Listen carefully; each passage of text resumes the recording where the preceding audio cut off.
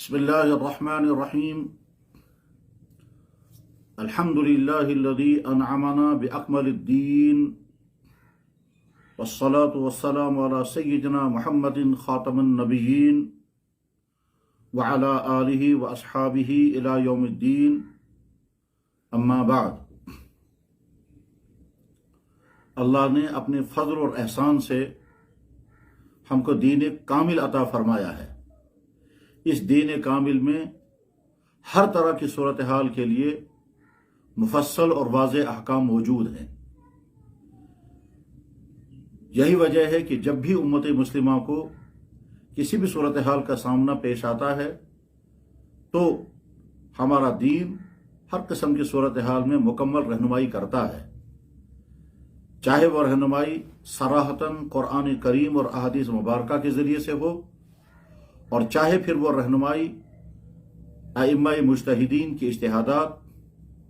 और फ़क़हा व मुहद्दिसीन की तफसीलात के ज़रिए हो। लेकिन बहरहाल हर सूरत हाल के मुतालिक रहनुमाई दीन इस्लाम का इम्तियाज़ है। अल्लाह जल्ल शानुहु का मुबारक इरशाद है, अल यौम अकमलतु लकुम दीनकुम व अतममतु अलैकुम निअमती व रदीतु लकुमुल इस्लाम दीना। आज इस वक्त जो हमारी सूरत हाल है वह यहाँ के तमाम अहले ईमान मुसलमानों के सामने है कि बेशुमार हमारे भाई रोज़ा रखे हुए हैं और बेशुमार हमारे भाई रोज़ा नहीं रखे हुए हैं। इस तरह से गोया कि इंतशार की सी सूरत हाल है। इस इंतशार की सूरत हाल में इस वक्त ज़रूरत महसूस हुई और बेशुमार भाइयों का तकाजा और बरमहल तकाजा हुआ कि यहाँ के अपने ईमान वाले भाइयों की खिदमत में इस सिलसिले में कुछ रहनुमाई की गुजारिशात पेश की जाएं। हजरात, पहली बात बड़ी लजाजत के साथ अर्ज की जा रही है कि ये कोई नई सूरत हाल नहीं है जो आज ही पेश आई हो कि शाबान की 30 तारीख को शक पैदा हो गया, आज 30 तारीख है या यकम रमज़ान मुबारक है, आज रोज़ा रखना है या नहीं रखना है। यह कोई नई सूरत हाल नहीं है। तारीख में बेशुमार मौक़ों पर यह सूरत हाल सामने आती रही है और उस सूरत हाल के पेश आने पर इंतशार कभी नहीं हुआ। खुद जनाब रसूल अकरम सल्लल्लाहु अलैहि वसल्लम के मुबारक ज़माने में इस तरह के हालात पेश आए और आप अलैहिस्सलातु वस्सलाम ने बाद में उस दिन रोज़ा रखने न रखने के मुतालिक इरशाद फरमाया। चुनांचे हदीस की किताबों में ऐसी अहादीस मिलती हैं। जनाब रसूलुल्लाह सल्लल्लाहु अलैहि वसल्लम के मुबारक ज़माने से मुत्तसिलन बाद सहाबा किराम का ज़माना है, उस वक्त भी इस तरह की सूरत हाल पेश आती रही है कि हज़रत अमीर मुआविया रज़ियल्लाहु ताला अन्हु मुल्क शाम में गवर्नर थे। उनकी खिदमत में हज़रत अब्दुल्लाह इब्न अब्बास रज़ियल्लाहु ताला अन्हु के एक ख़ास शागिर्द अबू कुरैब किसी ज़रूरत के बिना पर तशरीफ़ ले गए और वहाँ से जब वापस आए हैं तो हज़रत अब्दुल्लाह इब्न अब्बास रज़ियल्लाहु ताला ने पूछा कि मुल्क शाम में रोज़ा कब रखा गया, तो उन्होंने जवाब में कहा कि फ़लाने दिन यानी जुमे के दिन शाम को चाँद नज़र आया था और शनिचर के दिन सुबह रोज़ा रखा गया। तो हज़रत अब्दुल्लाह इब्न अब्बास रज़ियल्लाहु ताला ने फरमाया, यहाँ तो चाँद नज़र नहीं आया था, इसलिए हमने यहाँ रोज़ा शनिचर के दिन नहीं बल्कि इतवार के दिन रखा है। हज़रत अबू कुरैब ने सवाल किया कि हज़रत क्या अमीर मुआविया रज़ियल्लाहु ताला अन्हु और वहाँ के तमाम लोगों की गवाही आपके नज़ीर मोतबर नहीं है? तो हज़रत अब्दुल्लाह इब्न अब्बास रज़ियल्लाहु अन्हु ये नहीं फरमाया कि उनकी गवाही मोतबर नहीं है, बल्कि फरमाया हाकज़ा अमरना रसूलुल्लाह सल्लल्लाहु अलैहि वसल्लम, अल्लाह के नबी अलैहि सल्लम ने हमको यही हुक्म दिया है। ये किस हुक्म की तरफ इशारा है? इशारा इस बात की तरफ है कि वहां अगर चांद नजर आ गया तो वहां के लोग रोजा रखें, यहाँ चांद नजर नहीं आया तो यहाँ हमको रोजा नहीं रखना है। वो भी दीन पर अमल कर रहे हैं, हम भी दीन पर अमल कर रहे हैं। तो अर्ज करने का मंशा ये है कि 30 तारीख को दो राय हो जाए, शक पैदा हो जाए रोजा रखना है या नहीं रखना है, ये कोई नई चीज नहीं है। क्योंकि आज हमारे भाई परेशान हैं, इंतशार का शिकार हैं और बहसें हैं और हो सकता है एक दूसरे को इस तरह की गुफ्तगू से भी मतून कर रहे हों जो नामुनासिब है, تو اس لیے ضرورت پیش آ رہی ہے ذہنوں سے بات نکال دیں، یہ انتشار کا معاملہ ختم کر دیں، اور جس نے روزہ رکھا یہ نہیں کہا جائے گا کہ اس نے بالکل غلط کیا، کوئی گناہ کیا، اور جس نے روزہ نہیں رکھا اس کو بھی نہیں کہا جائے گا کہ اس نے کوئی غلط کیا، کوئی گناہ کیا۔ اس موقع پر میں خاص طور پر درخواست عرض کرنا چاہوں گا کہ جناب رسول اللہ صلی اللہ علیہ وسلم نے صحابہ کی ایک جماعت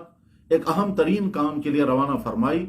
اور چونکہ منشا یہ تھا کہ یہ صحابہ بڑی تیزی کے ساتھ اس جگہ پر پہنچ جائیں، اور اس لیے آپ نے حکم فرمایا کہ تم فلاں جگہ بنو قریظہ کے مقام پر پہنچ جاؤ اور راستے میں عصر کی نماز بھی نہیں پڑھنا۔ صحابہ روانہ ہو گئے تو راستے میں عصر کی نماز کا وقت ہو گیا۔ اب کچھ صحابہ کہنے لگے کہ بھائی اللہ کے نبی علیہ السلام نے ہم کو منع کیا ہے راستے میں عصر کی نماز نہیں پڑھنا، اس لیے ہم تو نہیں پڑھیں گے، چاہے قضا ہو جائے ہم وہیں پہنچ کر کے پڑھیں گے۔ اور دوسرے کچھ صحابہ نے سوچا کہ اللہ کے نبی علیہ السلام کا منشا یہ تھا کہ ہم جلدی چلیں، ہمارا منشا یہ نہیں تھا کہ قریظہ پہنچ کر ہی عصر کی نماز پڑھیں چاہے قضا ہو جائے۔ تو کچھ صحابہ نے قضا سے بچنے کے لیے راستے میں عصر کی نماز پڑھی، اور کچھ صحابہ نے اللہ کے نبی کے حکم مبارک کے الفاظ پر عمل کرنے کے لیے کہا کہ چاہے قضا ہو جائے مگر ہم تو قریظہ میں جا کر ہی پڑھیں گے۔ چنانچہ کچھ صحابہ نے راستے میں عصر کی نماز پڑھی، وقت پر پڑھی، قضا نہیں ہونے دی۔ کچھ صحابہ نے قریظہ میں جا کر کے عصر کی نماز پڑھی۔ تو جس کے بعد جب جناب رسول اللہ صلی اللہ علیہ وسلم تشریف لائے اور آپ نے دونوں کی بات سنی تو آپ نے کسی کو بھی نکیر نہیں فرمائی، کسی کو برا بلا نہیں کہا کہ تم نے غلط کیا، انہوں نے صحیح کیا۔ بخاری شریف کے الفاظ ہیں فَلَمْ يُعَنِّفْ أَحَدًا، کسی ایک کو بھی آپ نے مطعون نہیں کیا۔ انہوں نے بھی منشاء رسول پر عمل کیا ہے کہ حضور چاہتے تھے جلد سے جلد وہاں پہنچ جائیں، اور انہوں نے بھی اللہ کے نبی علیہ السلام کے مبارک الفاظ پر عمل کیا، ظاہری الفاظ پر جو آپ کا الفاظ جو آپ نے ارشاد فرمائے تو پر عمل کیا۔ تو غرض یہ کہ کبھی کسی مسئلے میں دو رائیں ہو سکتی ہیں، اس وقت انتشار کے بجائے ٹھنڈے دل سے مسئلے کو سمجھنا ہوتا ہے اور ٹھنڈے دل سے مسئلے پر عمل کرنا ہوتا ہے۔ یہاں آج کے دن کے متعلق جو پورے معاشرے میں سوال ہے کہ آج کا دن رمضان کا ہے یا شعبان کی 30 تاریخ ہے۔ ہمارے بے شمار علماء اور اہل علم نے تحریراً بھی اور زبانی بھی اعلان کر دیا کہ آج روزہ نہیں ہے، آج 30 تاریخ کا 30 شعبان ہے۔ اور بے شمار ہمارے ہی علماء نے ہمارے پڑوس کے رؤیت ہلال کے اعلان کے بعد یہ اعلان کر دیا کہ یہاں آج رمضان کا پہلا دن ہے، یہ شعبان نہیں ہے، لہذا روزہ رکھا جائے۔ اس کے معنی یہ ہے کہ آج کا دن یوم شک بن گیا۔ ہماری کشمیر کی جو صورتحال ہے وہ یہ ہے کہ یہاں کے سال کے اکثر مہینوں میں مطلع ابر آلود رہتا ہے، چاند نظر نہیں آتا ہے، اور اس لیے ہم یہاں کے تمام مسلمان مجبور ہیں کہ وہ دائیں اور بائیں کے علاقوں میں رؤیت ہلال کی بنیاد پر اپنے لیے رمضان کے ہونے کا اور عید کے ہونے کا فیصلہ کریں۔ چنانچہ آج تک کا معمول یہاں یہی ہے کہ جب چاند یہاں نظر نہیں آتا اور مطلع ابر آلود ہوتا ہے تو اس مطلع ابر آلود ہونے کی وجہ سے دائیں اور بائیں کے علاقوں کی رؤیت ہلال جب اعلان کرتی ہے تو اسی مطابق یہاں کے مسلمان عمل کرتے آئے ہیں۔ یہ عمل بالکل درست ہے، اس میں کوئی اشتباہ نہیں۔ اور اس کے بعد پھر یہ تو جغرافیائی خطے کا مسئلہ ہے کہ یہاں کی جو لوکیشن ہے کشمیر کے ساتھ جو جغرافیائی قرب اور نزدیکی ہے، وہ چونکہ اس علاقے کو ہے جہاں کی رؤیت ہلال کمیٹی نے اجتماعی طور پر متفقہ طور پر اعلان کیا کہ یہاں چاند نظر آ گیا ہے، لہذا یہاں کے جن بھائیوں نے اس رؤیت ہلال کمیٹی کے فیصلے کو اپنے اوپر نافذ کر کے یہاں روزہ رکھا ہے، انہوں نے غلط نہیں کیا، انہوں نے صحیح کیا، اس وجہ سے کہ آج تک کا عمل تو یہی تھا کہ ہم وہاں کی رؤیت ہلال کمیٹی کے اعلان پر یہاں روزہ رکھا کرتے تھے، اور یہ اس وجہ سے کہ جغرافیائی طور پر یہ اس علاقے کے بالکل قریب ہے، لہذا ان کا روزہ بالکل درست ہے، کوئی اس میں مذائقہ نہیں، کوئی حرج نہیں ہے۔ جن بھائیوں نے روزہ نہیں رکھا ان بھائیوں کی بنیاد یہ ہے کہ یہاں کے جیسا کہ جناب مفتی ناصر الاسلام صاحب نے اعلان کیا کہ پورے جموں و کشمیر میں کہیں بھی چاند کے نظر آنے کی اطلاع نہیں ملی ہے، اور چونکہ روزہ رکھنے کا حکم چاند کے دیکھنے پر ہے، جب چاند کے نظر آنے کی اطلاع کہیں نہیں رکھی گئی ہے، لہذا اور اس کے ساتھ ہی باقی بے شمار علاقوں میں، دہلی میں، مراد آباد میں، بہار میں، گجرات میں اور اس طرح کے دوسرے تمام علاقوں میں کہیں بھی چاند نظر نہیں آیا، تو وہ اس علاقے کا چاند نظر نہ آنا مزید تائید ہے لہذا یہاں انہوں نے اعلان کر دیا کہ اب یہاں روزہ 30 تاریخ کو نہیں ہوگا بلکہ روزہ ہوگا جمعے کے دن پہلا روزہ ہوگا۔ جن بھائیوں نے اس پر عمل کیا ہے انہوں نے بھی کوئی غلط نہیں کیا، ان کا عمل بھی اپنی جگہ درست ہے۔ اب اس کا فیصلہ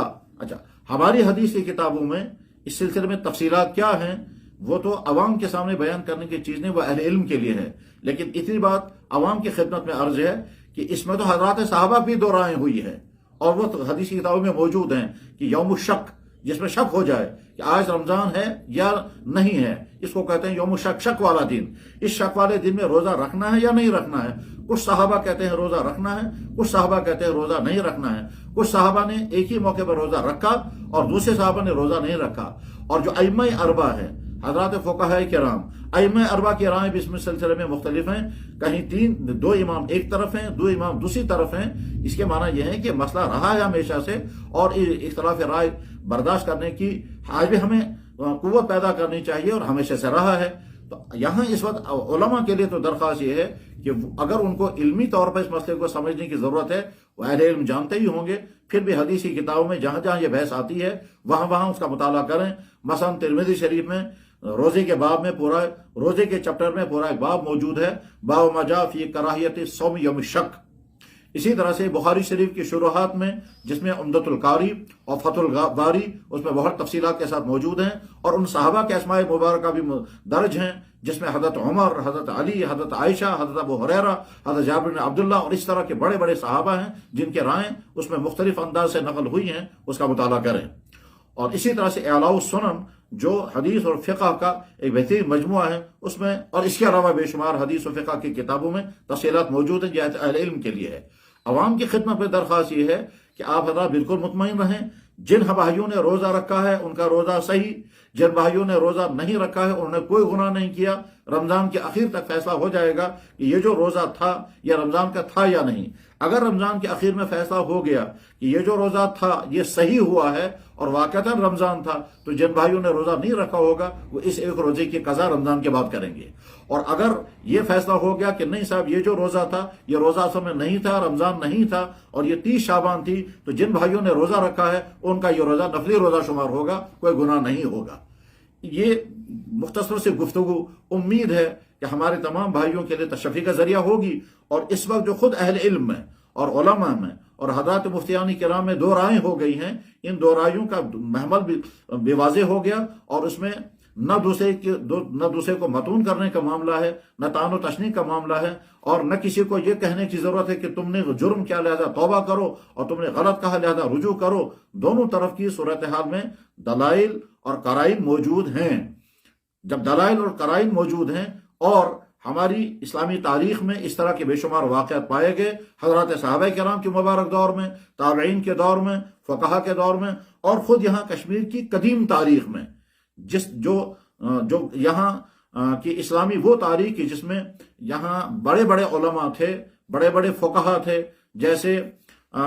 شاہبیر دور حکومت میں اور شاہبیر دور حکومت کے بعد کے دور حکومتوں میں جو بڑے بڑے فقہا ہیں، اس زمانے میں بھی یہاں اس طرح کی صورتحال رہی ہے۔ اس لیے کہ جب یہاں بادل ہوا کرتے ہیں اور خاص طور پر سردیوں کا سرد موسم ہوتا ہے اور برفباریاں ہوتی ہیں، تو اس وقت یہاں چاند نظر نہیں آتا تھا، تو پہاڑی علاقوں میں کبھی کبھی کہا جاتا تھا چاند نظر آ گیا، جو بہت بلندیوں پر ہیں، اور نچلے علاقوں میں ابرآلود آسمان والے چاند نظر نہیں دیکھ پاتے تھے، تو ایک جگہ نیچے والے لوگ جو ہیں وہ 30 شعبان پورا کرتے تھے، پھر اگلے دن روزہ رکھتے تھے، اور جن لوگوں کے چاند نظر آتا تھا ان کو بتایا جاتا تھا کہ چونکہ آپ لوگوں نے چاند دیکھ لیا آپ لوگ روزہ رکھ لیں۔ یہی معاملہ عید کے موقع پر ہوا کرتا تھا۔ آج چونکہ فلکیات کا دور ہے، میڈیا کا دور ہے، ساری دنیا جو ہے وہ سمٹ گئی ہے، خبریں جو ہے وہ آنن فانن پورے عالم میں پھیل جاتی ہیں، اس لیے انتشار کی صورتحال پیدا ہوتی ہے۔ اس سلسلے میں ایک درخواست میں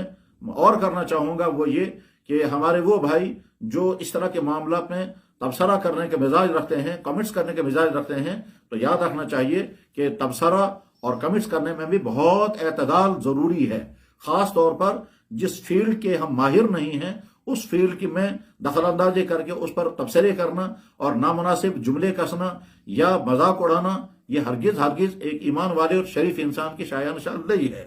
ہاں، مناسب تجویز دینے میں کوئی مذائقہ نہیں، مناسب رائے دینے میں کوئی مذائقہ نہیں ہے، کوئی معلومات ہوں، اس معلومات کو پیش کرنے میں، شیئر کرنے میں کوئی مذاق نہیں، لیکن تانا دینا، طنز کرنا، یا اسی طرح سے اشاروں کنایوں میں جہالت کا تانا دینا، یا علماء کو یا دوسرے تمام حضرات کو یا کسی فرد واحد کو متون کرنا اسلامی مزاج نہیں ہے، اسے پرہیز کرنا چاہیے۔ ویسے بھی کسی انسان کے متعلق جب کوئی رائے قائم کرنی ہو تو رائے قائم کرنے سے پہلے بہت معلومات کی ضرورت ہے۔ ایسا نہ ہو کہ ہم کسی انسان کے متعلق کوئی رائے قائم کریں اور زبان سے کوئی جملہ بول دیں اور حقیقت حال وہ نہ ہو، تو گویا ایک مسلمان کی عزت ریزی ہوگی، اور اس کے بعد پھر ہو سکتا ہے قیامت کے دن مواخذہ ہوگا کہ اس مسلمان کے متعلق تم نے بدزنی کیوں کی، اور اس مسلمان کے متعلق تم نے غلط زبانی کیوں کی ہے۔ اور ہم اپنی زبان کے کلمات کا جواب دینے کے بھی مکلف ہوں گے۔ اللہ جل شانہ قرآن کریم میں ارشاد فرماتے ہیں یوم تشہد علیہم السنتہم وایدیہم وارجلہم بما کانوا یعملون، وہ دن یاد رکھنا جس دن تمہاری زبانیں گواہی دیں گی، تمہارے ہاتھ گواہی دیں گے، تمہارے پاؤں گواہی دیں گے جو کچھ تم نے کیا ہوگا۔ میں امید کرتا ہوں کہ اس مختصر سی گفتگو میں، جو بہت ہی عاجزانہ ہے، اس مختصر گفتگو میں ہمارے اکثر بھائیوں کی غلط فہمیاں دور ہو جائیں گی۔ جو حضرات روزے سے ہیں وہ روزے پر اپنے قائم رہیں، جن حضرات نے روزہ نہیں رکھا ہے وہ بالکل کسی انتشار کا شکار نہ ہوں۔ رمضان کے اخیر تک فیصلہ ہو جائے گا کہ رمضان مبارک کا آغاز جمعرات کے ہوا ہے یا جمعے کو ہوا ہے۔ اگر ثابت ہو گیا جمعرات کو رمضان مبارک کا آغاز ہوا تھا تو جن بھائیوں نے روزہ نہیں رکھا ہے وہ اس ایک دن کے قضا رمضان کے بعد کریں گے، اور اگر ثابت ہو گیا کہ رمضان مبارک کا آغاز جمعے کے دن ہوا ہے تو پھر جن بھائیوں نے آج روزہ رکھا ان کا یہ روزہ نفلی روزہ شمار ہوگا۔ اس وقت پورے خطے کی صورتحال یہ ہے کہ جموں سے لے کر کے کیرالہ تک اس پورے خطے میں کہیں بھی روزہ نہیں ہے، اور دوسری طرف سے صورتحال یہ ہے کہ لاہور سے لے کر کے کراچی اور فاٹا تک پورے خطے میں لوگ روزے دار ہیں، اور ہم بیچ میں ہیں، تو ہمارے لیے دونوں طرف کی صورتحال سامنے ہے، لہذا اس میں نہ انتشار کا شکار ہونے کی ضرورت ہے، نہ پریشان ہونے کی ضرورت ہے، اور نہ کسی کو متون کرنے کی ضرورت ہے۔ اللہ تعالیٰ شانہ اس گفتگو کو ہم سب کے لیے مفید بنائے۔ میں آخر میں پھر وہی کہنا چاہوں گا کہ ہمارا دین اسلام دین حق ہے، اور ہر طرح کی صورتحال کے لیے مفصل احکام موجود ہیں۔ اس صورتحال کے لیے ہمارے دین کی کتابوں میں جو تفصیلات ہیں ان کا بہت مختصر خلاصہ میں نے عرض کیا۔ تفصیلات اہل علم دلائل کے ساتھ سمجھتے بھی ہیں، بیان بھی کرتے ہیں۔ اللہ کرے ہم دین حق پر قائم رہیں، ثابت قدم رہیں، ہم کو فہم سلیم نصیب ہو، علم کامل عطا ہو، عمل صالح کی توفیق نصیب ہو، اور دین سمجھنے اور سمجھانے میں ہر خطا سے اللہ ہم میں سے ہم ہر ایک کی حفاظت فرمائے۔ وآخر دعوانا ان الحمدللہ رب العالمین برحمتک یا ارحم الراحمین۔